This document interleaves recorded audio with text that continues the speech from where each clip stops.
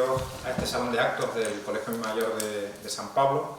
Soy Carlos Gregorio Hernández, profesor de Historia Contemporánea de la Universidad CEU San Pablo y director de este Colegio Mayor, que pues, tiene la agradable nota de presentar en esta tarde de viernes el libro Los últimos 50 de la División Azul, escrito por don Alejandro Nolasco y publicado por SND Editores. El libro ya ha tenido presentación en Zaragoza, en Teruel, ahora aquí en Madrid, y he visto también en redes que se presentará en Albacete dentro de algunas semanas. Ocupo yo este lugar, que no soy experto en el periodo que aborda este libro, porque don Luis Togores, que sí lo es, el catedrático de Historia Contemporánea de la Universidad CEU San Pablo, no ha podido estar aquí con nosotros y me ha pedido que me encargue de ello. Me dejó el libro la semana pasada para que pudiera trabajarlo y acompañarles a ustedes. La División Azul, lo que sí he podido aprender en este tiempo, es que la División Azul es uno de los temas sobre los que más se escribe.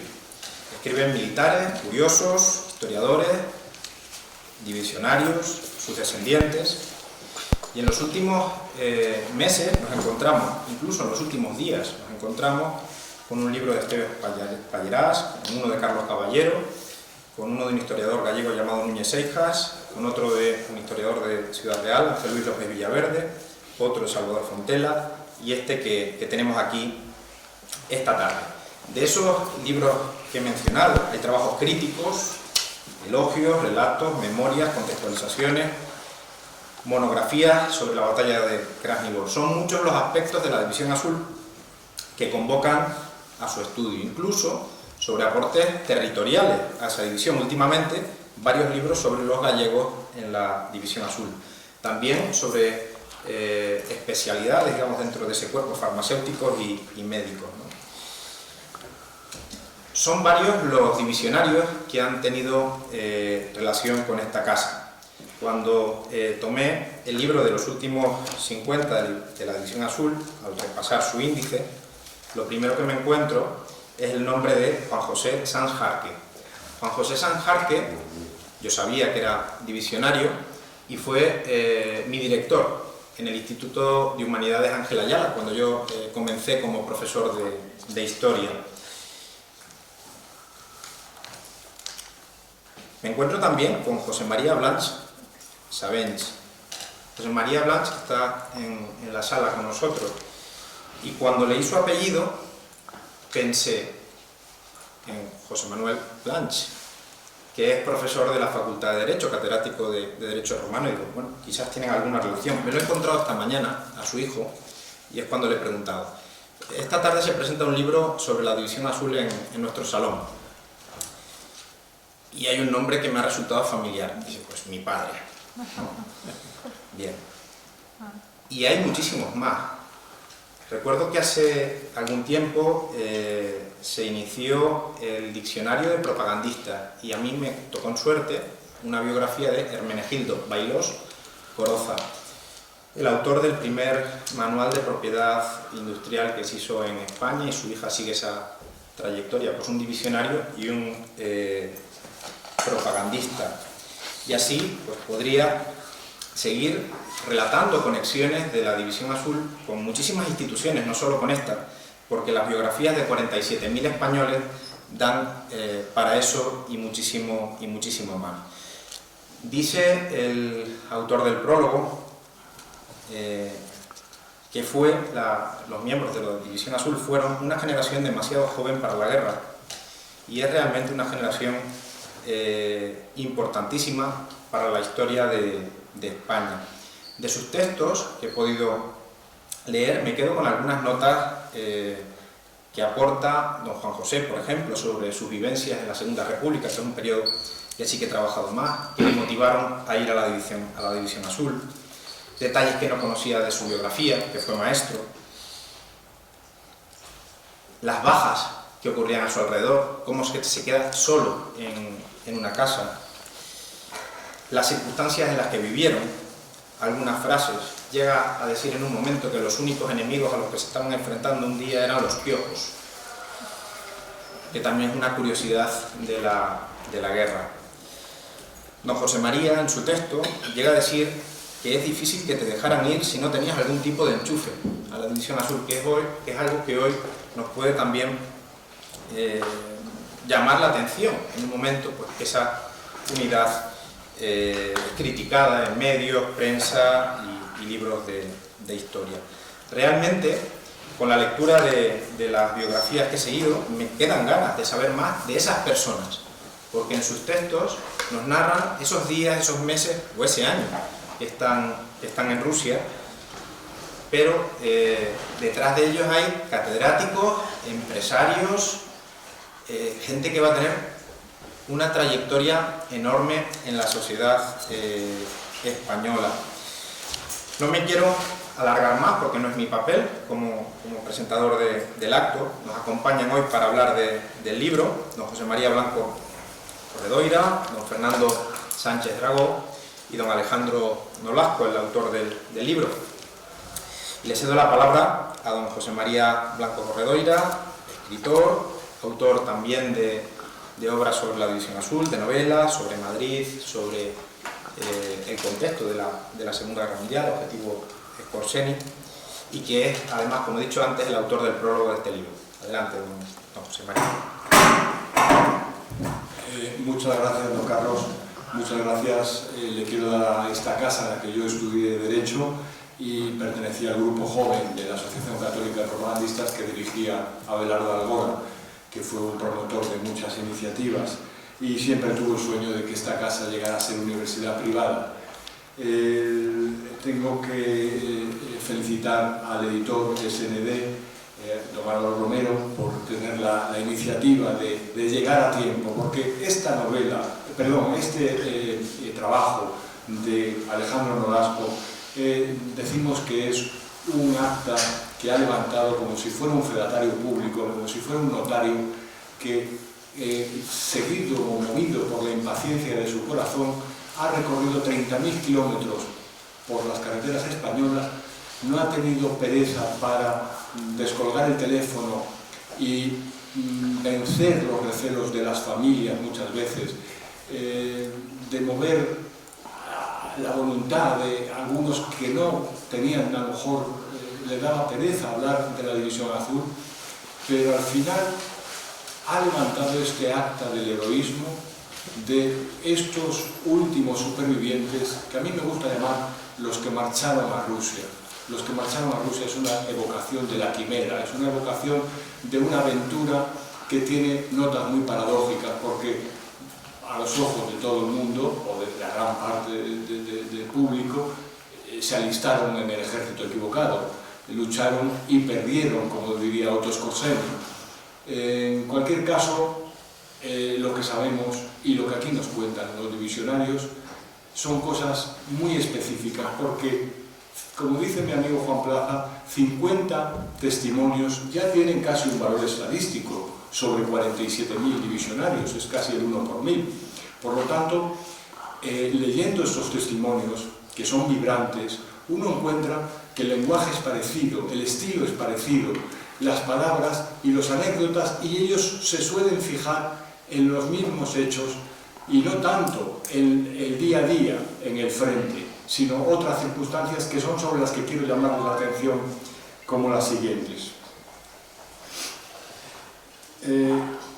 La primera es que muchos de ellos no quisieron hablar durante mucho tiempo sobre la guerra. Y aquí también el mérito de Nolasco, porque con los abuelos sucede siempre lo mismo, que cuando nos faltan echamos de menos no haberles preguntado más. Y entonces Nolasco les ha preguntado. Muchos de ellos durante muchos años no quisieron hablar. Aquí tenemos algún hijo de divisionario y lo sabe perfectamente, y tenemos también la presencia, y estamos honrados con la presencia de don José María Blanch, que también ha editado o ha publicado un libro. En el caso de Juan José Sanjarque, que tuve el privilegio de tratar en esta casa y de comer con él algunas veces, él me contó que no fue hasta la presentación de Luis Togores en el Casino de Madrid de la biografía de Muñoz Grandes en el 2007 cuando se sintió impelido para levantarse y decir: yo estuve en Rusia, no lo había contado jamás. Habían pasado 65 años y era la primera vez que decía a alguien que había ido a Rusia. Había vuelto a Rusia como catedrático de Derecho Agrícola a un congreso en San Petersburgo, entonces Leningrado, y tuvo el empeño de acercarse al frente, a las orillas del Voljo, donde hemos ido algunos de los que estamos aquí, siguiendo un viaje espiritual, siguiendo y recitando los versos de Dionisio Ridruejo a las orillas del Voljo. Bueno, otra cosa que nos llama la atención de estos testimonios.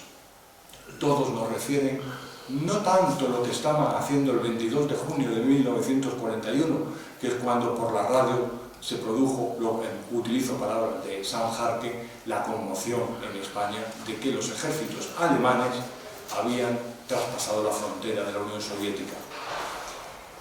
Esa conmoción fue movilizada hacia una manifestación aparentemente espontánea. Bueno, evidentemente estas cosas no son nunca tan espontáneas, que fue por la Gran Vía y llegó a Alcalá 44, al edificio de la Secretaría General del Movimiento, donde durante tantos años, yo lo recuerdo de niño, estaban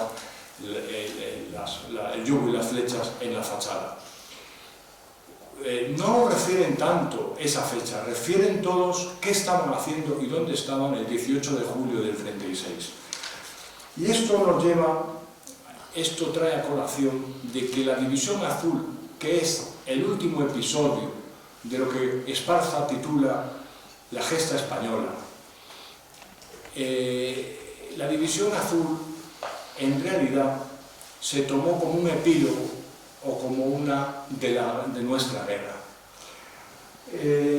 Tanto es así que Serrano Súñer, cuando sale al balcón, dice aquello de Rusia es culpable, culpable del asesinato de José Antonio, culpable, bien. Y es así por lo que se sintieron la mayoría movidos, aquella quinta, hombres nacidos al filo del 20, en Madrid muy señaladamente lo que se llamó la quinta del SEO, jóvenes que no habían tenido tiempo para hacer la guerra española y querían demostrar que ellos tenían esa sangre y ese espíritu tan español como habían visto en sus hermanos mayores. Hay un libro maravilloso de Enrique de Aguinaga que se titula, es un ensayo, Aquí hubo una guerra. Y aquí hubo una guerra es una frase y un título que en realidad este libro se lo dedica a sus dos hermanos que lucharon cada uno en un lado del frente, en los dos bandos enfrentados, y hoy están enterrados en la misma sepultura, en Gijón. Esta es la historia reciente de España, en la que nada, por desgracia, se ha podido sustraer del hecho terrible y cierto de que los españoles nos matamos unos a otros durante 3 años. Una guerra de la que Serrano Súñer sentenciaba muy certeramente, como era él, ¿qué podemos decir de una guerra en la que murió más gente en la retaguardia que en el frente? Sobre esto ha escrito también nuestro admirado Sánchez Dragó en ese libro Muertes Paralelas, que le tocaba tan de lleno. Pues, por último, quiero señalar que la División Azul representa un estilo y una forma muy española. Hay autores como García Morente que han querido explicar cuál es esa hechura española. También Claudio Sánchez Albornoz, en su escrutinio sobre el enigma de la historia de España, nos viene a decir que hay algo que él llama la contextura vital de los españoles que nos caracteriza. Es un nervio que se ha mantenido durante muchos años, que algunos viajeros antiguos definieron la vehementia cordis, la vehemencia apasionada de los españoles. García Morente quiso, en las famosas conferencias que dio en Buenos Aires en la época de la guerra, que luego se publicaron como idea de hispanidad, quiso definir cuál era ese estilo que remarcaba o que caracterizaba a lo español. Y lo estableció magistralmente, no solamente con el sello este de la vehementia cordis, sino que manifiesta que el español no puede estar caracterizado mejor que por el arquetipo que perfiló la historia de un hombre singular que fue el caballero cristiano. Lo cristiano, como en el testimonio de San Jarque, que nos cuenta cómo vio y le afectó que la iglesia de su pueblo fue rápidamente acomodada como establo, lo religioso movió también a muchos divisionarios, qué duda cabe. El haber vivido en España, el haber presenciado, el haber sufrido el exterminio o la persecución religiosa que conocemos. El caballero cristiano es un arquetipo de español que forjó nuestro devenir histórico, de lucha secular contra el invasor islámico y que sin solución de continuidad se encontró ante el reto que Madariaga hablaba o definía como la empresa más grande a la que se ha encontrado nación alguna, que es y que fue explorar, descubrir, explorar un inmenso territorio que no podían imaginar. Colón ni siquiera sabía que había descubierto semejante continente, administrar, conquistarlo, administrarlo, colonizarlo. Bueno, pues a eso fuimos llamados los españoles, y eso lo hicimos siguiendo un estilo que nos era propio. Fue el propio Cortés el que, a punto de emprender la definitiva proeza de conquistar México, advirtió a sus hombres: hermanos, sigamos la cruz, porque si tenemos fe en esta señal, venceremos. Este es un viejo lema de los primitivos, de los primeros reyes de Asturias. Desde el pastor que fue ibérico, claro, Viriato, pasando por cualquier caballero de la Orden de Santiago, por navegantes como Elcano o Urdaneta, por guerrilleras caracterizadas como Agustina de Aragón o Manuela Malasaña, por cualquiera de los últimos de Filipinas, por el castizo Eloy Gonzalo, hasta cualquiera de estos últimos 50 últimos supervivientes de la División Azul, late en todos ellos un mismo corazón, aquel que definía Morente como más pálpito que cálculo, movidos por una idea grande del ser, despreciando todo lo material, mostrándose arrojados frente a toda tibieza, altivos frente al enemigo y nunca serviles, en fin, siendo fieles al ideal del caballero cristiano. Aquí están los testimonios espontáneos, sinceros, desgarradores, son prueba de una hechura quizás muy desaparecida, nunca del todo, de nuestra forma de ser. Es historia y intrahistoria que Nolasco nos trae aquí para otro tiempo, para el tiempo en el que la herida de nuestra guerra no siga siendo utilizada como arma de debate político, porque los que recordamos la transición, hubo una época, unos años, un espejismo acaso, en el que parecía que la guerra española y este último episodio no iba a ser utilizado como arma de debate político. Por desgracia, cuando llegó Zapatero, en el 2007, hemos visto que desde entonces, y esta versión mejorada de Zapatero, este ZP 2.0, 3.0, Zapatero con hombros, está recuperando esa idea. Por lo tanto, ¿acaso este libro queda ahí como una botella que se arroja al mar con un mensaje para otro tiempo? Para el tiempo en el que a lo mejor hayamos muerto todos los que conocimos a estos héroes, porque el tiempo no es de los hombres. Muchas gracias.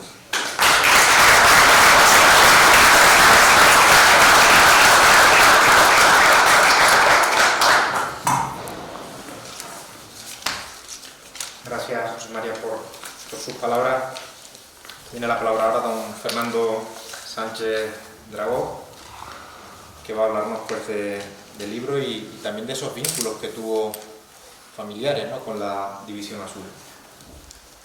Bueno, yo creo que como de costumbre funciona esto. Sí. Nunca me funcionan estas cosas. Ah, ahora sí. ¿Se oye? No. Ahora hay que verlo así. ¿Sí? Sí. Pues ahora. Bueno, buenas tardes a todo el mundo. La verdad es que después de escuchar lo que nos ha dicho José María Blanco Corredoira, mi intervención sobra, porque suscribo desde luego todas y cada una de las cosas que ha dicho y en muchas de ellas se me ha anticipado. Yo la verdad se lo venía diciendo a Alejandro cuando veníamos en el taxi hacia aquí, en los últimos días al leer su libro experimenté un poco de rabia y un poco de envidia. Era una rabia y una envidia en función de sentimientos estrictamente personales, porque me preguntaba cómo es posible, José María ha mencionado mi libro Gárgoles y Ovidis, una historia mágica de España, cómo es posible que yo no hablara de la División Azul en aquel libro Gárgoles y Ovidis, donde se evocaba precisamente, entre otras cosas, esa vehemencia cordis, ese caballero cristiano que ha mencionado José María. Verdaderamente aquel libro mío tenía 4 volúmenes, podía haber tenido 5 y el 5.º volumen podría haber sido perfectamente este que nos ha dado Alejandro. José María ha incurrido en un lapsus, cuando ha empezado a hablar se ha referido al libro como una novela, luego se ha corregido rápidamente y ha dicho que era un testimonio. Bien, por supuesto que es un testimonio, pero es también una novela. Lo que pasa es que es una novela testimonial. Es una novela de no ficción, como ahora se dice, es una novela mosaico, es una novela taracea, es una novela en la que a través de una serie de testimonios, últimos testimonios, recogidos in extremis, cuando esas voces están a punto de apagarse, se compone un gran retablo. Y ese retablo es algo consonante, efectivamente, con la historia de España. Yo ayer estaba dando una charla en un lugar parecido a este, que llevaba por título La España heroica. Y estaba hablando de mis libros, y estaba hablando de cómo España, en mi obra literaria, que fundamentalmente es una obra autobiográfica, en la cual evoco mis viajes, mis aventuras, mis sentimientos, mis emociones, mis amores, etcétera, etcétera, se me había ido colando reiteradamente a lo largo del tiempo el tema de España, cuando eso no formaba parte de mis propósitos literarios. El primer libro que yo publiqué fue ese monumental tochazo, 4 volúmenes. Yo no llegué a recorrer 30.000 kilómetros como Alejandro, recorrí 20.000, pero me leí 5.000 títulos de bibliografía y efectivamente escribí un libro dedicado a una España buena, a la España mágica, a la España de las leyendas, de las fábulas, de los mitos, a la España del inconsciente colectivo de los españoles, a la España que evocaba una música interior que todo español, tanto si es consciente de que existe como si no, la lleva dentro, la tararea y la reconoce. Con posterioridad se le coló, y también ha sido mencionado ese libro hace un momento, Una España mala, otro libro grueso, Muertes paralelas, en el cual yo contaba, lo llamé Muertes paralelas porque contaba como a mi padre, joven periodista, que era del partido de Maura y por lo tanto era un hombre de derechas, lo asesinó la derecha en Burgos en septiembre de 1936, y 2 meses más tarde a José Antonio Primo de Rivera, que en realidad era un hombre de izquierdas, aunque fuera un patriota y aunque fuera cristiano, pero era un hombre de izquierdas que pidió el cese de las hostilidades bélicas cuando estaba en la cárcel de Alicante y la formación de un gobierno de salvación nacional en el que estaba Indalecio Prieto, en el que estaba Gregorio Marañón, en el que estaba Ortega y Gasset, que no era por lo tanto sospechoso de ningún sectarismo ideológico. Sin embargo, ese hombre de izquierdas que se atrevía a proponer nada menos que la nacionalización de la banca, que era llegar más lejos de lo que la propia izquierda ha llegado nunca o casi nunca, fue asesinado por sus, en definitiva, correligionarios de izquierdas que no lo sabían. Esa España trágica, esa España caimita, esa España en permanente guerra consigo mismo, esa España de las trincheras, esa España de las trincheras reabiertas, como muy bien ha dicho José María, por Zapatero hace escasamente 20 años, era la segunda España que se me colaba en el libro, era una España trágica. La tercera España que se me coló, salí rebotado de ese libro por razones familiares, claro, y escribí un libro agrio en el que hablaba de lo que ha sido en gran parte la España de las últimas décadas, la España hortera, la España zafia, la España grosera, la España de la telebasura, por así decir. Y escribí un libro que se llamaba Y si habla mal de España es español. Luego escribí un 4.º libro con el que no contaba. Se me coló nada menos que como protagonista de aquel libro Roldán, el director general de la Guardia Civil, que se hizo célebre por convertirse en una especie de emblema, de gallardete, de paladín de la otra España mala, la España corrupta. Y cuando ya llevaba estas 4 Españas escritas, de repente un día me di cuenta de que me faltaba una 5ª España, que probablemente nunca escribiré porque no tengo casi la misma edad de los divisionarios de la División Azul, que nunca escribiré, que es la España heroica. Porque efectivamente esa España, que también ha sido mencionada por José María hace un momento, es la España de las guerras públicas. Y las guerras públicas luchó media España a favor de los romanos y la otra media España a favor de los cartagineses. Es la España de Viriato, es la España de Numancia, es la España de Guzmán el Bueno, es la España del Cid, es la España de la Reconquista, es la España de las guerras carlistas, es la España de la guerra de independencia, por supuesto, es también la España de la guerra civil, por desgracia, y es una España heroica, es una España guerrera, es una España épica que siempre ha existido. Esa España heroica, esa España guerrera, esa España bélica, esa España eternamente nostálgica en algún rinconcito de su vehemencia cordis, en fin, de eso que se llama vita pericolosa, es lo que queda perfectamente reflejada en este libro. La vita pericolosa, es decir, la vita pericolosa es la nostalgia del héroe, la nostalgia de la vida arriesgada, la nostalgia del que se lo juega todo, la nostalgia del que jugando al póker se juega el plato, la nostalgia en definitiva también de la juventud. Y hay que tomar en consideración que las personas que fueron a la División Azul eran personas muy jóvenes y eran personas además en cuya adolescencia tenían 20 años cuando en 1941 se van a la División Azul, y eran personas que habían vivido, cómo no, inevitablemente la guerra civil, pero no habían participado en ella. Pero sus padres, sus abuelos, sus primos sí habían participado en ella, y existía en toda aquella España, bueno, esa costumbre épica, y ellos tenían también esa tendencia a la vida pericolosa. Yo pediría a todo el mundo que lea este libro, y es un libro, aparte de otros valores, de lectura apasionante, realmente de lectura muy divertida, de lectura llena de anécdotas, llena de episodios, llena de historias, llena de vida palpitante, que lo leyera sin ningún prejuicio ideológico. Porque ahora se habla de la División Azul e inmediatamente mucha gente, en función precisamente de esta manipulación de la memoria histórica que se está llevando a cabo, inmediatamente va a tildarla de una España reaccionaria, de una España de derechas, de una España facha, etcétera, etcétera, etcétera. No fue así. Es verdad que en la media España que se enfrentó a la otra media de la guerra civil había un vector ideológico, y ese vector ideológico se llamaba anticomunismo. Es verdad que la gente que fue a la División Azul fue la gente que iba a la Legión.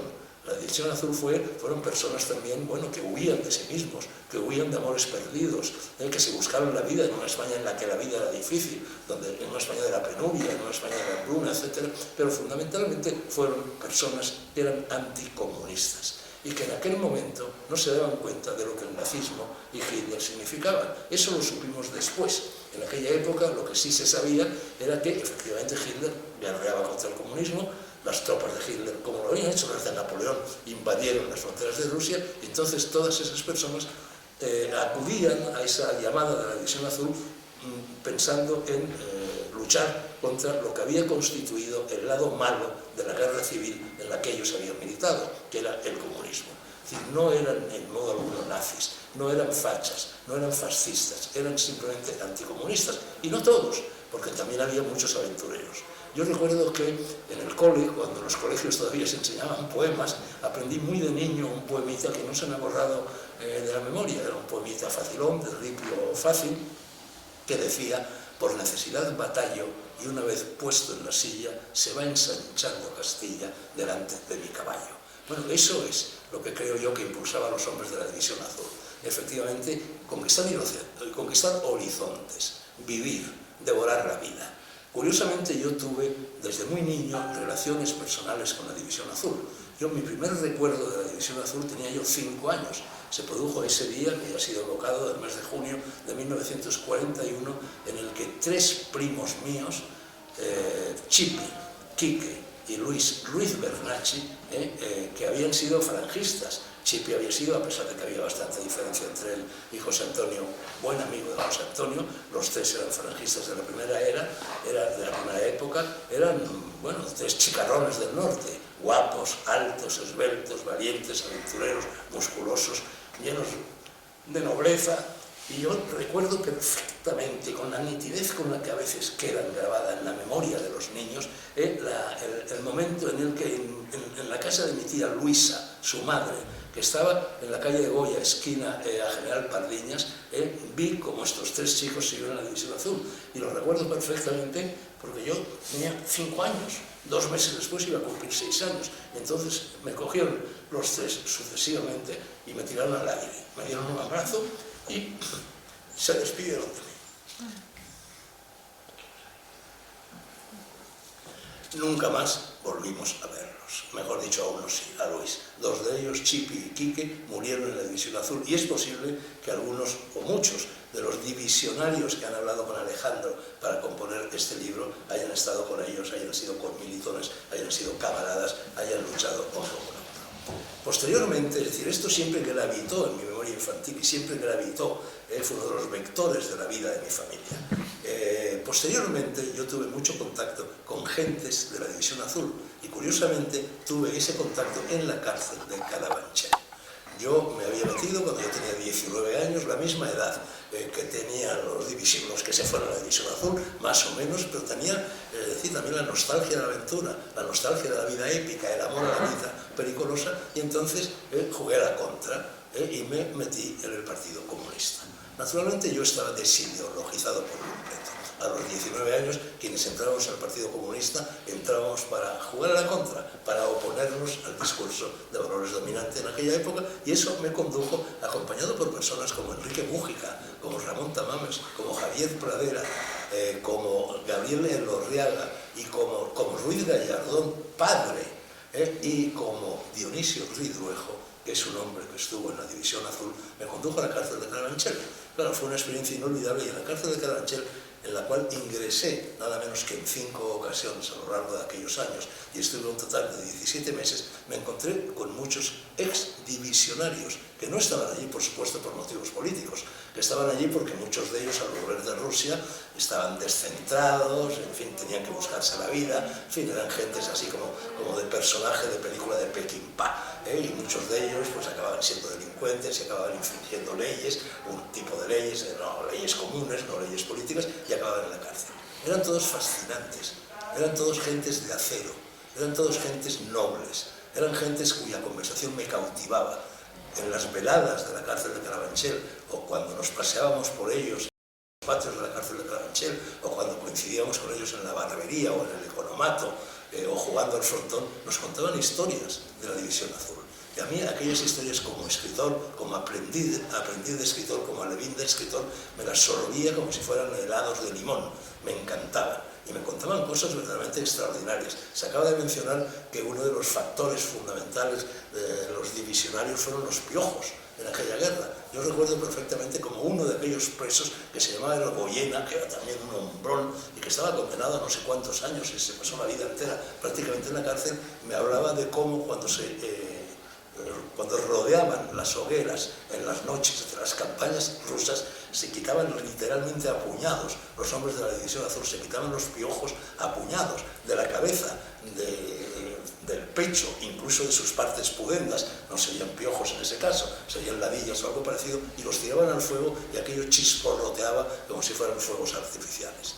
Me contaron aquellos hombres cómo lo primero que hicieron al llegar con Muñoz Grandes a Berlín, bueno, los alemanes al fin y al cabo, cabezas cuadradas, teutones a más no poder, intentaron meter en vereda, meter en cintura, en fin, este factor anarquizante propio de los iberos, que no acataban órdenes, en fin, que se ponían el mundo por montera y que desobedecían todas las órdenes que les impartían, y que cuando salieron perfectamente uniformados, vestidos con todos los arreos militares y las armas y las botas y las espuelas y los cinturones, etcétera, etcétera, lo primero que hicieron al salir de Berlín y al emprender esa marcha inaudita, verdaderamente como la Nábasis, que evocaban los historiadores griegos a través de Polonia hasta entrar en Rusia, hasta llegar a Leningrado. Muchos de ellos acabaron en el frente norte, acabaron en Letonia, acabaron en Lituania, acabaron en Estonia, acabaron en esos países. Fueron poco a poco tirando parte de aquellos arreos militares ante la cólera que eso suscitaba en los generales, en los cuadros militares del ejército alemán. Y me contaban también aquellos hombres como, por ejemplo, a todos les entregaban al salir, al emprender la marcha, una cápsula metálica, y en el interior de esa cápsula había lo que llamaban las galletas de hierro o algo así. Y tomando aquellas galletas de hierro, que tenían, en fin, por así decir, galletas de astronauta, se podía sobrevivir, bastaban para alimentarse pues, durante los días que fueran, no sé si una semana, 2 o los que fueran. Bueno, eso estaba rigurosamente prohibido abrirlo, a no ser que el general, o en fin, el capitán correspondiente dieran la orden. No se podían tomar esas galletas si no se les autorizaba. Bueno, parece ser que a los 20 kilómetros de salir de Berlín ya todos habían abierto las cápsulas y se habían comido las galletas. Entonces fueron tirando cosas por el camino y las fueron vendiendo. Estoy contando estas anécdotas porque veo que son anécdotas al fin y al cabo, incluso caricaturas, pero bastante significativas porque transmiten el espíritu de aquellos españoles anarquizantes, en definitiva, libres, valerosos, caballeros cristianos, gentes del Cid, gentes de las que habían hecho la Reconquista, gentes de las que habían ido a América, porque otra de las cosas que a mí se me venían a las mientes cuando leía el libro de Alejandro es que lo que Alejandro ha escrito es una crónica de Indias. Las crónicas de Indias, cuando los descubridores, cuando los conquistadores, cuando los colonizadores fueron a América, no iban solo con ellos soldados, no iban solo con ellos marineros, no iban solo con ellos, iban también intelectuales, iban escritores, iban gentes de pluma que fueron contando poco a poco lo que estaban haciendo allí, lo que estaba pasando allí. Las crónicas de Indias son uno de los capítulos fundamentales de la historia de la literatura española, olvidadísimos. Si yo probablemente me voy ahora a la Facultad de Letras de Madrid, me dirijo a los alumnos y les hablo de las crónicas de Indias, la mayor parte de ellos me van a decir, ¿y eso qué es? A lo mejor ni siquiera han oído hablar de ellas. Sin las crónicas de Indias no existiría lo que hemos dado en llamar el boom de la literatura iberoamericana. No existiría Alejo Carpentier, no existiría Cortázar, no existiría Múgica Laica, no existiría Gabriel García Márquez, no existiría Mario Vargas Llosa. Todos ellos han bebido directamente de las crónicas de Indias, que son un monumento extraordinario. Y en esas crónicas de Indias, bueno, el libro de Alejandro se parece mucho, tiene el mismo tono del célebre libro de Bernal Díaz del Castillo. Hay dos crónicas de Indias, en fin, de los cronistas que fueron con Hernán Cortés, que narran la peripecia de Hernán Cortés, que es otra de las gestas infinitas de la España heroica, ¿no? Uno de ellos era Fernández de Oviedo, que digamos era la crónica oficial, la crónica económica, la crónica administrativa, la crónica de los jefes, y luego, en cambio, Bernal Díaz Castillo escribió su crónica. Es una obra que ha inspirado a autores de todas las épocas, hasta el extremo de que era uno de los libros favoritos de Henry Miller, igual que lo era Los naufragios de Álvar Núñez Cabeza de Vaca. Y inspiró también, bueno, por ejemplo, la figura de Lope de Aguirre, de los Marañones. Bueno, hay que ver el juego que ha dado eso en literatura. Uslar Pietri, Sender, Abel Pose, incluso dos películas, una de Carlos Saura, otra de Werner Herzog, etc. Ese mismo veneno, que es literatura, pero literatura que se funde con la historia, es el que desemboca también en la obra de Alejandro Nolasco. Yo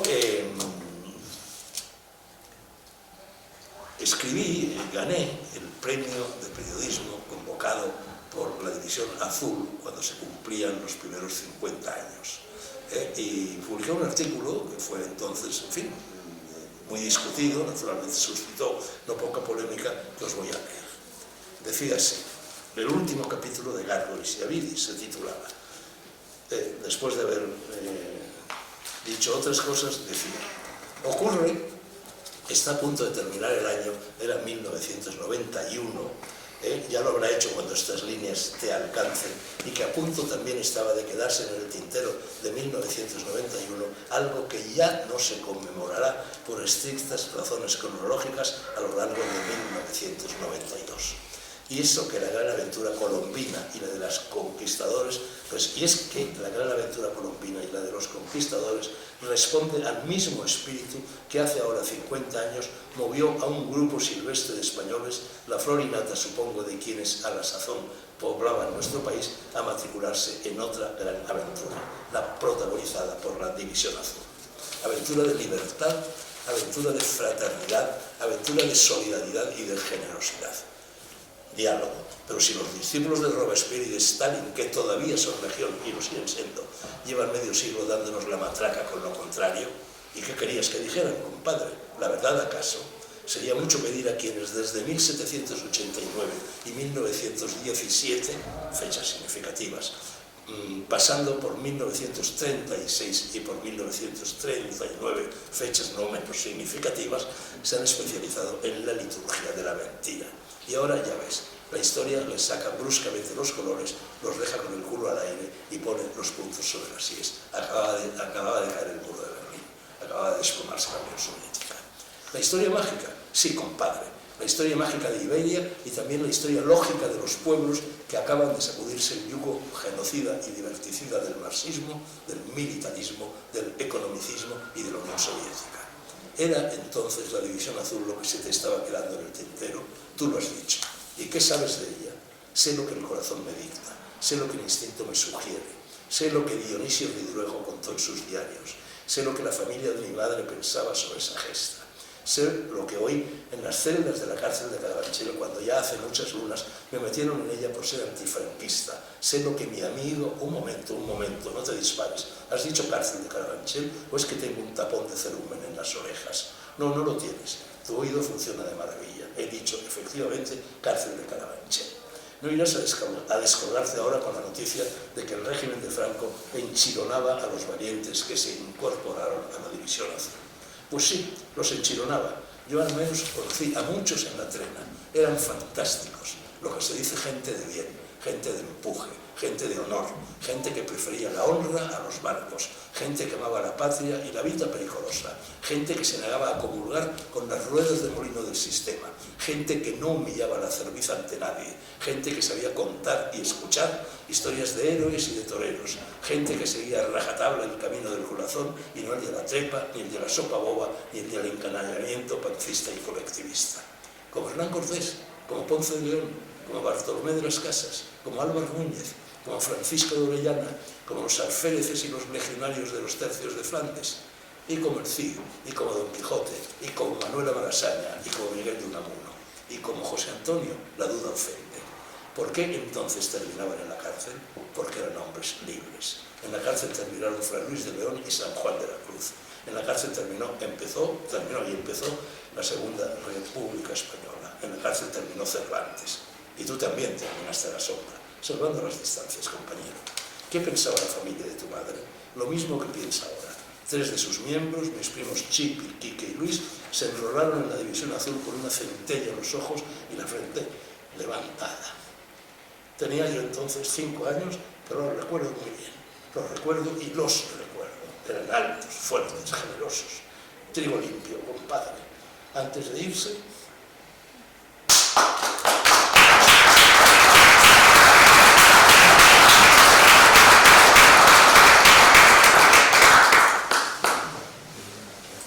me levantaron en vilo a la altura de sus ojos y se despidieron de mí. Llevo ese adiós clavado en el alma. 2 de ellos no lo pensaron nunca. Eran falangistas, lo eran. Falangistas de verdad, sí. Falangistas de José Antonio, de Ernesto Jiménez Caballero, de Rafael García Serrano. Nada tenían que ver con quienes cambiaron la nobleza del cara al sol por la vileza de la cara dura al arribo del poder.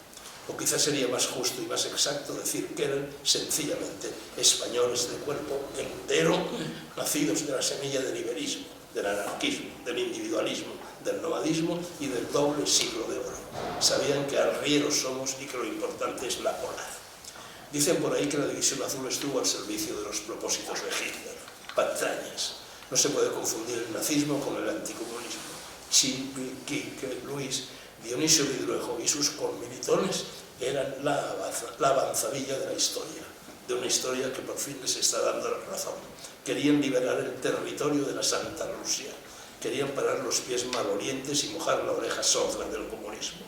Con Franco o sin Franco, con nazis o sin nazis, la División Azul, quizá con otro nombre, pero con los mismos hombres, habría estado allí. No eran amigos de Hitler, sino enemigos de Stalin.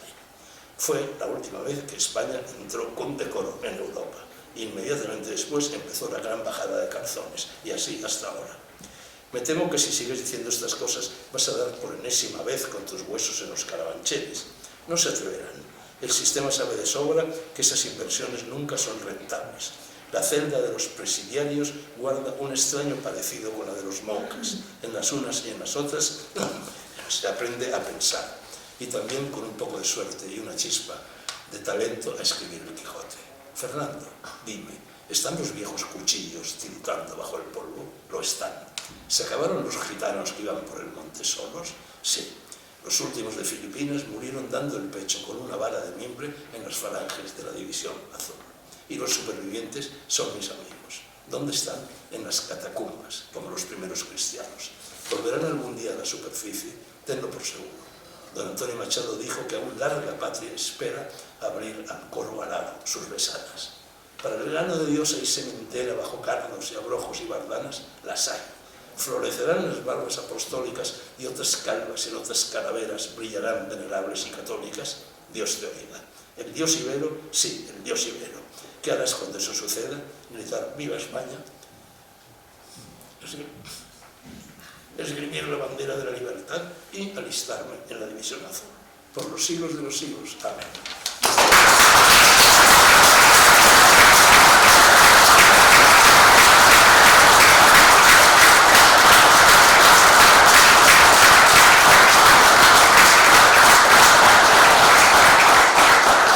Esto que digo al final de alistarme en la división azul es rigurosamente exacto.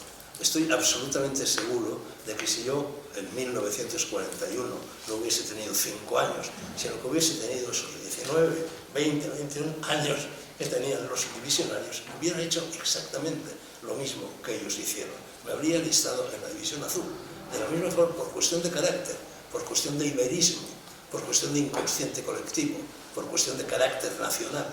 De la misma manera que estoy seguro que en caso de haber estado vivo en 1492 me habría subido a una de las 3 calaveras o me hubiera embarcado en proezas similares a todas esas que componen ese gran mosaico que está reflejado en el libro de Alejandro, que es el de la España heroica.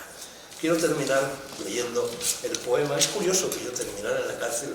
Bueno, una de las cosas, lo ha citado también José María, y que dice el propio Alejandro en la nota introductoria de su libro, es que todos nos damos cuenta demasiado tarde de que no hemos aprovechado a nuestros abuelos o a nuestros padres para que nos contaran las cosas que ellos hicieron. Y eso es verdad. A mí me pasó también cuando me puse a escribir la novela sobre mi padre. Ojalá hubiera hablado yo de todo aquello con las personas que lo conocieron, con las personas que lo trataron. No lo hice, no lo hacemos casi nadie. Nos damos cuenta de ello cuando ya han muerto nuestros abuelos o cuando ya nuestros padres están a punto de morir. Bueno, es curioso que yo coincidiera en la cárcel con Dionisio Ridruejo.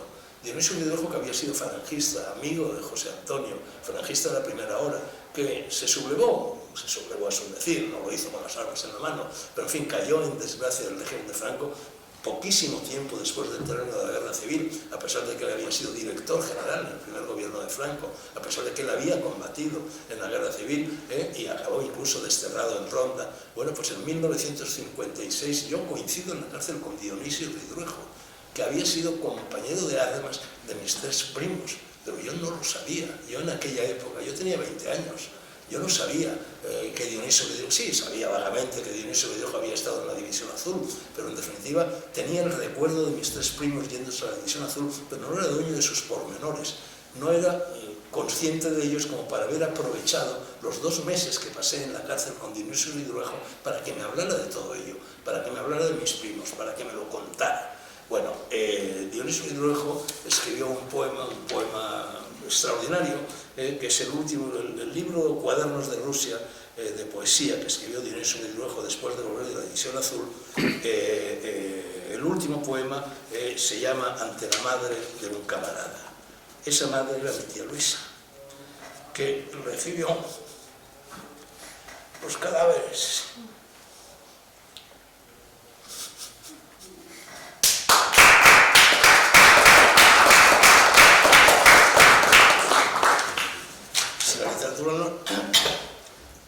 si la literatura no es emoción, no es nada.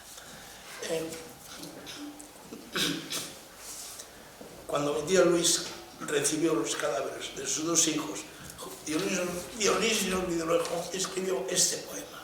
El poema dice así: ante la muerte, ante la madre de un camarada muerto, vengo sin él, pero su noble carga pones sobre mis hombros ahora que urge tu noble mansedumbre el reproche indecible. La miro con tus ojos, sí, lo veo, era el más puro, el solo, era tan niño como tú lo llevas de nuevo en tus entrañas. Vengo sin él, y material, sencillo, generoso, lo buscas, con la ciega esperanza acongojada sobre mi pensamiento. Me turba tristemente la riqueza de que estoy revestido, él nutriendo mi fuerza y moribunda tu sangre en mi palabra. Su muerte son mis labios, soy su muerte. Blanco, sereno, dulce, y su vida también, esa que acoge la duda de tu sonrisa. Perdóname si se yergue mi entereza doblada mientras llena el despojo de tus venas un cielo resignado. Perdóname si soy la galería donde duele el soldado entre la nieve y el muro que interpone su dureza entre su mansedumbre y su consuelo. Vengo sin él, inquieres, adivinas, acaricias, alcanzas, y al fin el alma se me extiende, lenta como un paisaje a tu dolor de madre.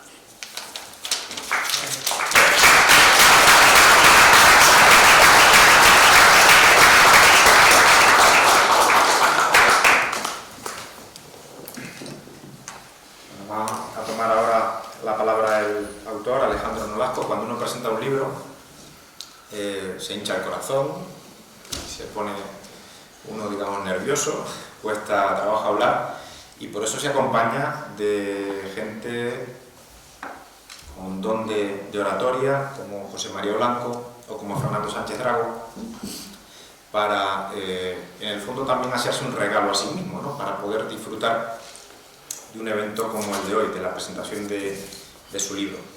Cuando miré quién era Alejandro, porque no le conocía, Luis Togores me lo presenta, me dice, pues es un doctorando de la universidad, digo, muy bien. Pero luego busqué quién era Alejandro y me encuentro que es un hombre hecho y derecho, pero todavía muy joven, que se forma en bachillerato en Estados Unidos, que es ya licenciado en Derecho, que es abogado, pero que además estudia filosofía, mientras es concejal en Teruel, que ha hecho varios libros, que tiene un libro publicado de conversaciones con el padre Carreira, al que yo escuché hablar de un jesuita, ¿no? Que habla de ciencia y que nos acerca a Dios también a través de la ciencia. Es decir, Alejandro, pues para mí ha sido un descubrimiento y me alegro de poder estar hoy aquí con él y de haber leído su libro, y seguro que tiene un futuro brillantísimo, porque además presenta programas de televisión, hace programas de radio, hace un montón de cosas. Así que, Alejandro, a disfrutar de tu momento.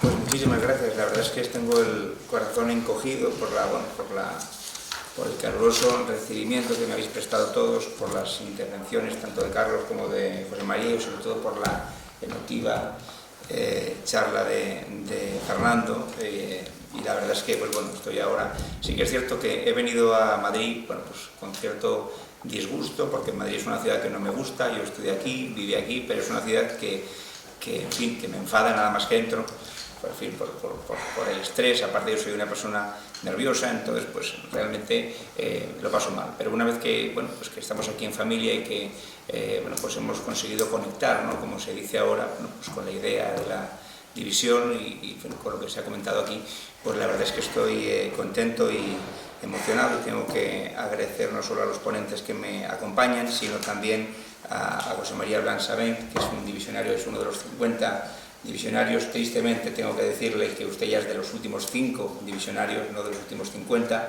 Cuando se entrevisté en el año 2016, recuerdo la amabilidad enorme con la que me recibió en casa. Estuvimos prácticamente 2 horas y la verdad es que eso lo recordaré siempre. También recuerdo la amabilidad de Javier Alonso, que es hijo de Claudio Alonso, que también aparece en el libro, que también me abrió las puertas de su casa, que aún vive con 103 años, es el último de esos 5 que comentábamos, y también a la familia Fuentes, a Lola Fuentes y a su hermana y a su hermano, que también nos acompañan, que son los hijos del general Federico Fuentes Gómez de Salazar, último defensor del Alcázar de Toledo, y que están aquí, y que es un honor también pues que estéis aquí para acompañarnos. Y por supuesto también a los hijos de Juan José Sanjarque, paisano mío turolense, es el divisionario con el que más tiempo he estado. En fin, todos los conocemos también, ¿verdad, Carlos? Lo conociste, y la verdad es que era un caballero, una buena persona y una persona de otro tiempo, ¿no? José María Blanco siempre dice que hay un toque distintivo de esa generación, y es que es una generación que tomó partido. Hoy estamos bueno, pues en la generación que no toma partido de las cosas o que se pone de perfil. En cambio, aquella fue una generación que tomó partido. Yo este trabajo no lo hubiera podido hacer si no fuera por una obsesión. Como les he contado, yo soy una persona obsesiva, nerviosa, que con ciertos tocs, y que entonces cuando muchos escritores somos así en parte, o bueno, escritores, no sé si autocalificarme, he sido por lo menos gente aficionada a escribir o a la literatura. Y bueno, pues yo me obsesioné con este tema y la verdad es que me enfadé cuando vi que todos eran prácticamente centenarios y que salvo algún escrito, alguna cosa, por ejemplo, don José María hizo su libro de memorias con 88 años, pero la verdad es que no había prácticamente nada escrito y dije, bueno, pues no solo voy a escribir el libro, sino que también, pues, en fin, Fernando también conoce este oficio de ir con el trípode, con la cámara, grabarlos, para además también tener el documento audiovisual, porque es importante ver cómo se expresaban, ¿no? Imaginemos dentro de 500 años el interés que tendrá poder escuchar la manera de expresarse, no solo los hechos de estos guerreros que fueron a la última guerra romántica, ¿no? Pues realmente esa generación fue la última que luchó pues, bueno, pues por grandes ideales, ¿no? Por motivos abstractos. Yo digo en el prólogo que para ellos pues, poco importaba la fama, el dinero, los honores y todo eso, ¿no? Todas las familias que estéis aquí, pues todas me habéis ayudado mucho, pero es cierto que divisionarios que no aparecen en el libro pues siempre han puesto trabas, porque yo sé que ellos hubieran estado encantados de hablar conmigo, pero muchas familias pues no querían porque tenían miedo a que se les pudiera tachar de, bueno, pues de lo que la izquierda tacha fácilmente, ¿no? A la División Azul, gente que luchó con los nazis, junto con los nazis y tal, que bueno, pues esa es la... De hecho, alguien de público me dedicó, o nos dedicó también a Fernando, no sé si lo sabe, pero lo sabe ahora, nos dedicó hace poco una noticia diciendo que bueno, pues que íbamos a hacer aquí un acto de exaltación a la División Azul. Una de las cosas, yo voy a hablar del factor humano, porque entiendo que muchos de los que estáis aquí pues conocéis la División Azul por vuestros familiares, ya los demás ponentes han hablado. Es curiosísimo que muchos de ellos era la primera vez en 80 años que hablaban de estos temas. Igual que a Fernando se le ha quebrado la voz cuando estaba contando ciertas cosas, yo recuerdo perfectamente cómo cada vez que recordaban, ellos siempre intentaban pasar los detalles escabrosos por encima, salvo por ejemplo Ubaldo Puche u otros divisionarios que eran de carácter legionario y que bueno, a los muertos no les hacían efecto. Había muchos, recuerdo que Arturo de Gregorio, que aún vive, me dijo un día, pero bueno, ¿usted qué es lo que quiere que le cuente? ¿Que le pegaron un tiro en la cabeza a un amigo mío y se me cayó al lado? ¿Eso quiere que le cuente? Y dice, no, usted cuente lo que quiere, ¿no? Juan Negreira, que es un investigador de Mallorca, contaba que un señor que era, creo que notario, que era durísimo y que nunca había hablado de esto con la familia, contaba que un día, después de estar en su salón y hablar varias horas de esto, de repente dijo, bueno, pero cuénteme qué es lo que pasó en los Altos de Sinjavino, en esa batalla en la que prácticamente fue aniquilado la compañía en la que estuvo. Pues eso, pues lo que usted ha leído en los libros, que fue aniquilado, y poco más le puedo contar. Al final se fue abriendo, esta persona se puso a llorar como una Magdalena y le dijo, usted no sabe lo que es tener que cargar con compañeros con los que has estado hablando la noche de antes de qué es lo que vas a hacer cuando vuelvas a España, casarte con tu novia o pues, ayudar a mi padre o volver a ver tal. Lo que es tener que cargar con los cuerpos de esos difuntos, con la dificultad de que cuando los metes en el camión se te van partiendo, porque a temperaturas como 50 o 52 grados bajo cero, pues los cuerpos una vez que están muertos pues se parten y se parten en varios cachos. Y al final le agarró la mano y le dijo, mire, esto que le he contado a usted no se lo he contado a nadie y por favor no le diga a nadie que me ha visto llorar. Otra vez este investigador amigo, Juan Negreira, contó que también, porque claro, cuando tú hablabas con los divisionarios parecía que ellos habían estado siempre en la retaguardia, porque contaban cosas, pues por ejemplo, como las historias de la guerra civil, ¿no? Bueno, mucho frío, tal. Sí, además me encontré a alguien de mi pueblo, porque no sé por qué en aquella época, aunque te fueras al fin del mundo, siempre te encontrabas a alguien que era de tu pueblo o que conocía a alguien de tu pueblo y tal. Entonces le decía, no, pero cuéntame, por favor. Claro, porque tú estuviste en Posad pues hubo unas bajas tremendas, entonces cuéntame algo de Posad, yo quiero saber algo de Posad. Y al final, pues en Posad bien, pues eso, pues lo que tú sabes, pues muchas bajas y heridos, y usted vio muchos muertos, pues sí, muchos, tal. Y al final un día cabreado le dijo, mira Juan, me estás tocando ya, dijo, te voy a decir lo que hay en la trinchera para que lo sepas. En la trinchera solo hay sangre, mierda y muerte. ¿Qué es lo que quieres que te cuente?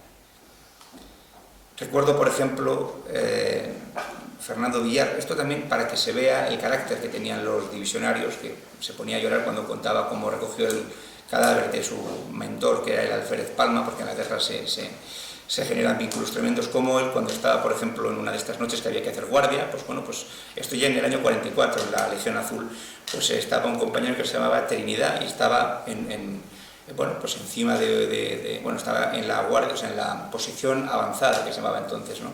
Que es una posición pues que estaba unos metros más adelante de los búnkeres, y luego había una pequeña línea, eso también pasaba en la guerra, con una especie de cascos y de alambres que se ataban ellos al pie, el centinela, para que si veía que los rusos iban a dar un golpe de mano, pues ellos movían ese alambre, hacía ruido, y entonces pues todos acudían en su ayuda. Y entonces, bueno, pues dejaron a este hombre, a Trinidad, a este compañero, bueno, tú ten cuidado, que queremos que esta noche van a dar un golpe porque está nublado, porque cuando el cielo está despejado hace muchísimo frío. Entonces, aunque se ve más, porque las noches en Rusia no son tan cerradas como aquí, hay bastante luz, aunque solo hay 4 horas de luz diurna, pero bueno, se ve más. Y entonces dijo, bueno, pues cuando veas que vienen, pues nos tocas y con el alambre haces así y ya venimos. Entonces se quedan a dormir, empiezan a escuchar bum, bum, bum, una serie de bombazos y tal. Y cuando llegan todos corriendo con las armas en la mano, pensando que iban a encontrar a este chico muerto, pues lo encuentran encima de un montón de cajas fumándose un cigarro. ¿Pero qué ha pasado y tal? No, nada, pues que han venido los rusos, pero eran 4 o 5. Pero bueno, ¿y por qué no nos has dicho nada? No, hombre, ¿para qué os iba a molestar si estabais durmiendo? Total, eran 4 y 5, pues tenía aquí una caja de bombas de mano, empezaba a tirarlas, ellos se pensarían que éramos 20 y se han ido. O sea, ese era el espíritu que había entonces. Muchos de ellos, cuando les preguntaba por las motivaciones, me contestaban cómo tenían que ver, o sea, cómo habían visto durante la guerra civil, pues cómo al sacerdote de su pueblo se le cortaban las orejas, luego lo toreaban y le daban el estoque, cómo quemaban vivas a su tía, por ejemplo, simplemente porque era considerada como una beata que iba a misa, a un señor porque leía La Razón, Juan José Sanjar, que me contaba que mataron a muchos cerca de su pueblo de Castellecabla porque tenían un animal de labranza, y eso pues ya era ser un terrateniente fascista. Y estos eran los motivos, ¿no? Entonces recuerdo que Arturo de Gregorio contaba, claro, yo hablando con esto, yo sé que esto no es políticamente correcto, pero un día, una noche en la lumbre decían, ¿y tú por qué has venido aquí? Yo, porque mi padre estuvo en la chica de Fomento, yo no sé qué. Y entonces uno dijo, pues yo vengo aquí porque han matado a mi padre, a mi madre, y yo, aunque sé que no es muy católico decir esto, lo siento, yo he venido a matar comunistas. Bueno, esto yo no he quitado ni una coma ni he puesto ni una coma de lo que me han contado, porque lo que me han contado es esto y es lo que tengo que poner. Ya que está aquí la familia del general Fuentes, cuando él conocía al general Fuentes y le entrevisté en el 2017, él avisó capitán de una compañía en el regimiento, creo que 263 en Rusia, ella fue de capitán, él había estado en el Alcázar de Toledo, y cuando lo conocí ya es cierto que tenía, pues bueno, principio de demencia, ¿no? De Alzheimer, aunque estaba bien, pero sí que es cierto que, bueno, pues había cosas que bueno, pues se confundía o tal. Y era increíble ver cómo, aunque le preguntáramos sobre otras cosas o hiciéramos otras preguntas, su mente volvía al Alcázar, volvía al Alcázar, volvía al Alcázar continuamente. Continuamente. No sé si te acordarás, Lola, de cuando estuvimos ahí, volvía continuamente. Cuando le comentábamos algo, como él estuvo menos tiempo en Rusia, pero sí que cuando le comentábamos algo de Rusia, bueno, pero en Rusia, tal, no sé qué, y él, pues no, sí, pues el edificio era enorme y tal, y cuando mataron a mi amigo José Quero, pues le entró una bala por la cabeza. Claro, esto es, ¿cómo es posible que prácticamente pues no puedas recordar si has quedado a las 5 con alguien, pero en cambio te acuerdas perfectamente de esa historia como es el Alcázar? O don José María, por ejemplo, que está aquí, recuerdo perfectamente una de las frases de cuando usted estuvo en Krasnivor, y estuvo allí en la batalla, y se dio cuenta, después del bombardeo y después de la artillería y después de los tanques, en la que ustedes, 5.000 españoles, hicieron frente a 40.000 soviéticos y consiguieron abortar la operación Estrella Polar de Stalin, porque además los soviéticos pensaban que en fin, que iba a ser la zona más débil, y resultó que ustedes fueron los más duros cuando usted dijo, en un momento me encontré que a mi compañero le habían metido un tiro en la cabeza, a Gilberto, el cocinero, pues también quedaba por allí, pero quedábamos tres. Y una frase que me impactó mucho cuando me dijo usted, tuvimos que abandonar los búnkeres porque no teníamos brazos suficientes para recoger a los muertos. Yo he estado en Krasnivor, en San Petersburgo, cerca de que nos costó encontrar el sitio, porque la verdad es que, claro, aquello es campo, no hay nada, ¿no? Pero era increíble ver el aura que tenía aquello, porque sabías que estabas todavía pisando tumbas de españoles que se quedaron allí para siempre, ¿no? Yo en un artículo también pongo y digo, en fin, todas estas ilusiones, ¿no?, que ellos tenían a la hora bueno, pues cuando venga me casaré con mi novia, cuando venga pues seguiré el negocio de mi padre, cuando venga nosotros habremos contribuido a que los alemanes nos dejen en paz. Y es increíble, ¿no? Historias increíbles también de qué bien trataba la División Azul a los rusos, a los civiles rusos. Es increíble. Hay un caso que además me lo contó Claudio Alonso, su padre, cuando me dijo que incluso, como claro, los alemanes trataban mucho peor a los rusos, uno haciendo de vientre en un claro del bosque se había ido y entonces vio que había como 4 zapatos allí que eran rusos y entonces él dijo, bueno, pues ya está, aquí acabo. Y entonces cuando se dio la vuelta, miró hacia arriba, pues vio que los rusos soltaban los naranjeros y se rendían a los españoles porque sabían bueno, pues que les iban a tratar mejor y que se iban a rendir con los españoles, ¿no? Sobre todo las historias más emotivas son las historias del Gulag, de los que se quedaron. Hay 3 personas que están en el Gulag, es decir, que fueron capturadas en Krasnivor durante el día 10 y el día 11, porque luego hubo muchos grupos que se quedaron allí. Como Emilio cuenta que durante esos 13 años de cautiverio, 12 años, perdón, de cautiverio, él, para no volverse loco, miraba por la parte de Siberia cuando trabajaba en una mina de carbón a 52 grados bajo cero, ellos iban andando de espaldas y se reavivaban la nariz frotándose con hielo para que les saliera sangre y ver que no se les había roto, o sea, que no se les había partido. Pues él cuenta y dice, yo me imaginaba cómo era Santander y me imaginaba que aquel pueblecito que había en aquella esquina pues era la bahía de Santander, y me imaginaba cuando miraba la luna, estaba pensando, ojalá mis padres estén mirando ahora la luna porque estaremos mirando la misma cosa. Y entre ellos se hablaban y muchas veces decían, ¿quién fuera rayo de sol para amanecer en España? Hay episodios heroicos como el tema de la huelga, cuando estuvieron haciendo huelga porque no les dejaban mandar correspondencia como sí que les dejaban a los alemanes. Los españoles, claro, porque Franco aún estaba en España y los españoles habían sido voluntarios, con lo cual había que castigarlos más duramente, ¿no? El día que los alemanes los sacaban del campo de concentración para llevarlos a Alemania, a los españoles les ponían cine para que no vieran cómo se los llevaban, ¿no? Y en esa famosa huelga, en la que primero un campo, luego otro, pues llegan todos a hacer una huelga heroica de 8 días, en la que ya no les importaba, pues, en fin, morir, porque sabían que bueno, que ellos tenían ese derecho de mandar carta, y como ellos el primer día salen de ese barracón porque un compañero les dice, oye, que hay 3 compañeros que les han pegado una paliza y los han metido en el calabozo. Los que cuidaban los gulag eran ancianos con escopetas, no había tal. Y entonces dijeron, sí, pues vámonos. Y cuando aquellos ancianos ven que salen en tromba los españoles de todos los barracones y van hacia la cárcel, que la cárcel era una barraca, y ven que abren desde fuera y entran, quitan los pestillos y dicen, venga, fuera, vosotros a hacer la huelga con nosotros. Y había allí un alemán que también estaba preso, junto con un cura.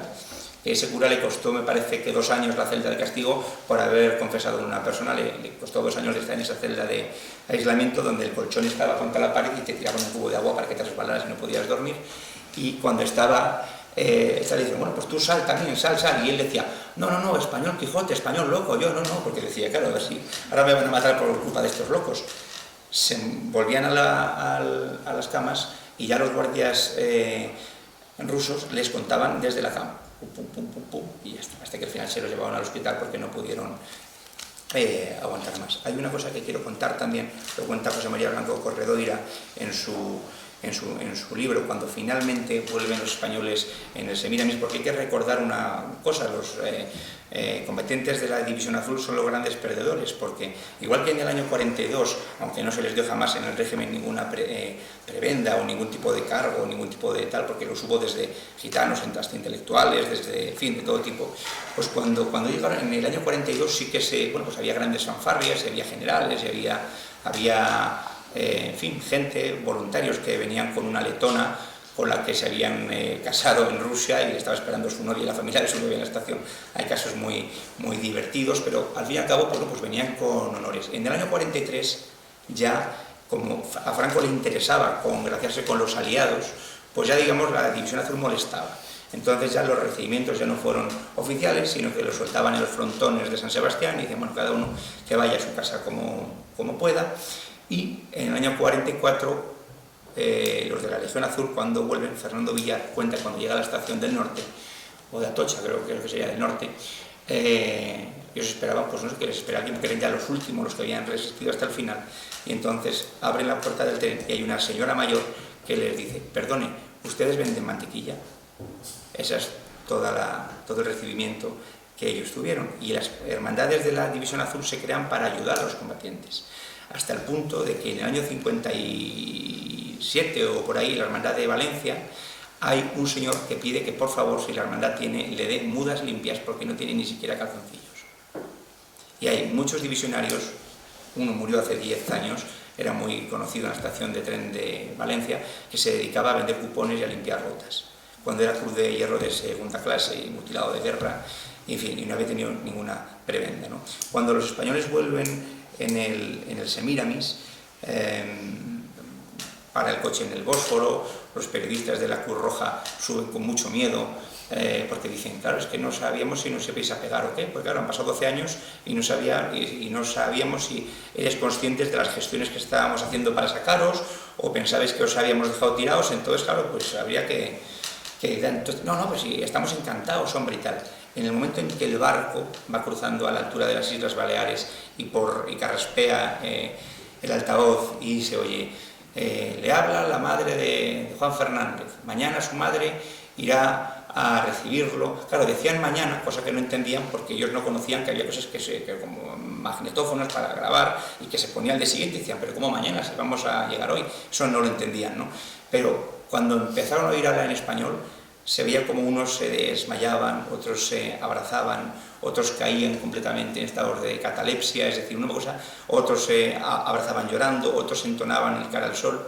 Y cuando llegan a la estación de Barcelona, o sea, perdón, sí, la estación de Barcelona, al puerto, perdón, de Barcelona, había una muchedumbre enorme, estaba Muñoz Grandes, que Muñoz Grandes pues era como el padre, ¿no?, de la División Azul y fue querido como tal. Cuando llegan allí, que hay cantidad de gente que se intenta tirar al agua, algunos se llega a caer al agua. Emilio me contó en este caso que él se quedó el último en bajar, estaba como mirando la popa como si todo fuera irreal. Él consolaba a un compañero suyo que le dijeron que además él había ido a la división para hacer méritos para que sacaran a su padre de la cárcel, y por el altavoz le dijeron que su padre había muerto hacía 5 años. Entonces estaba hecho polvo cuando llegó allí, y dice que él se quedó, pues eso, como mirando la popa. Y José María Blanco Corredoira, en su libro Añoranza de guerra, hay una frase que me parece que es importante, que dice: nadie olvidará o nadie podrá olvidar la imagen de 300 hombres llorando sobre la cubierta de un barco.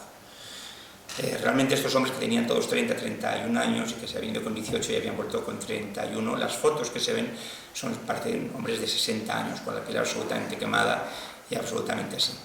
Y dos cosas que quiero decir para acabar. La última es lo que decía Luis Teigel, que era un médico conocido y que también estuvo en la División Azul, que España cayó en el olvido de los que debían ser sus héroes permanentes, porque no hay que olvidar que hubo unos españoles que llevaron el nombre de España con orgullo en las estepas de Rusia y provocaron la admiración hasta en los propios enemigos.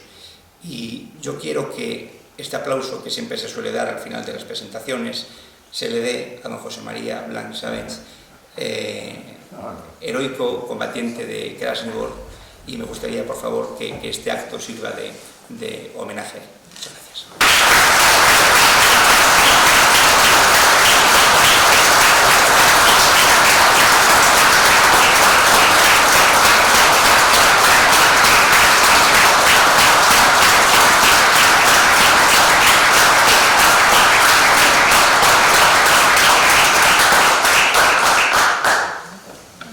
Y si alguien quiere, pues se puede firmar el libro si se lo quiere comprar, y estaré aquí y pues podemos charlar un minuto.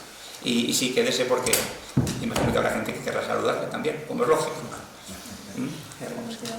Muchísimas gracias a todos por asistir. Recordarles que tienen al fondo donde comprar el libro. Se ha ofrecido Alejandro para firmarlo, así que aprovechen la oportunidad. Para eso son las presentaciones. Muchas gracias a todos. Perdón, yo quiero añadir algo. Creía que iba a haber un turno de preguntas, sí, creo que no, sí. pero quería añadir algo a las palabras que nos ha dado el autor del libro. Uno puede tener la tentación, antes de leer el libro, de pensar que se va a encontrar a lo largo de él con una serie de hazañas bélicas y con mucha mugre, miseria, mierda de esa que existe en las trincheras. No, se va a encontrar con mucho más. Y ese mucho más está en las palabras que acaba de pronunciar Alejandro. Se va a encontrar con la vida, se va a encontrar con anécdotas, se va a encontrar con amistad, se va a encontrar con ternura, se va a encontrar con piedad, se va a encontrar con amores. Los divisionarios estableciendo relaciones románticas, relaciones amorosas, relaciones sexuales con las mujeres con las cuales se iban tropezando a lo largo del camino. Muchos de ellos incluso se quedaron allí, tuvieron hijos, han seguido allí. Creo que, por ejemplo, Riga es una ciudad en la que, al menos hasta hace muy poco tiempo, todavía existían muchos españoles de la División Azul que habían llegado allí y se habían enredado con chicas del lugar. Todo eso está presente también en el libro, porque la guerra no es solo disparos, no son solo hazañas bélicas. La vida no solo sigue en las guerras, sino que se intensifica más que nunca. Y yo creo que eso es muy importante a la hora de leer el libro. Y también lo es, Alejandro, yo tengo que felicitarte porque también cabría la sospecha de que este es un libro hecho con un magnetófono. Te has entrevistado a una serie de personas, has recogido las grabaciones y has transcrito esas grabaciones. No, hay un trabajo literario inmenso, porque todos los testimonios que recoges tienen una unidad de estilo. Y todos ellos nos cuentan cosas, todos ellos se remontan al momento en el que empezó todo, a lo mejor el momento antes de que se convocara la División Azul, en el que estaban en su pueblo cuando eran niños y vieron aparecer un grupo de anarquistas que mataron al cura del pueblo y cosas así. Y a partir de ahí van desarrollando sus historias, pero todos esos testimonios están literariamente unificados. Hay una pluma de escritor que los unifica y por la cual yo te felicito.